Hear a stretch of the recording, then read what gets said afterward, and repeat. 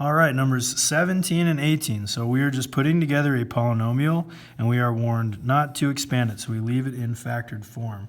These problems are really, really easy as long as you practice them like once or twice. And I think that this is part of the 2.4 homework. Yeah, 2.4. So just refer back to that if you need a little bit of help. All right, so here we go. For each one of these, we're first writing them out as factors. A factor always looks like this. You take x and you subtract away whatever the 0 is. Each of these values that they give you are zeros.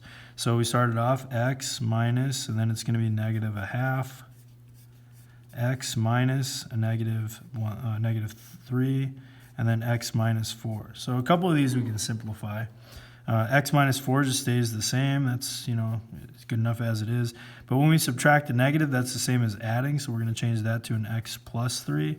And here's another weird rule. Whenever you have a fraction, you want to make sure that you move the denominator, whatever the denominator is for the fraction, move that in front of the x, okay? It'll give you an equivalent factor, but it'll be in terms of integers instead of rational numbers, so it'll make it look a lot nicer. So if we move the 2 out front, that's a 2x, and then if we're subtracting a negative, that's a plus, and then the 1 at the very end. So this is our polynomial. You just write y equals on it, and it's a factored polynomial expression. This is what you need to do for these types of problems, and you're just done at that point. And we're just using the same rule over and over again, and that's this one. All right, now another little thing that you got to remember about multiplicity is that that's just the power on the factor.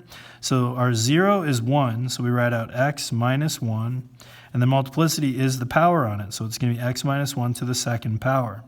And then if we plug in 0 for one of our zeros, it's going to be x minus 0.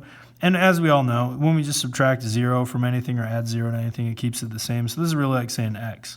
So I'm just going to rewrite this a little bit. X minus 0 is the same as x, so I put that out front.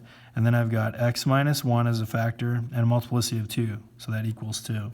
This is our polynomial when we're all done. And yeah, no need to expand, so don't distribute or anything like that. Just leave it like that, and you're good to go.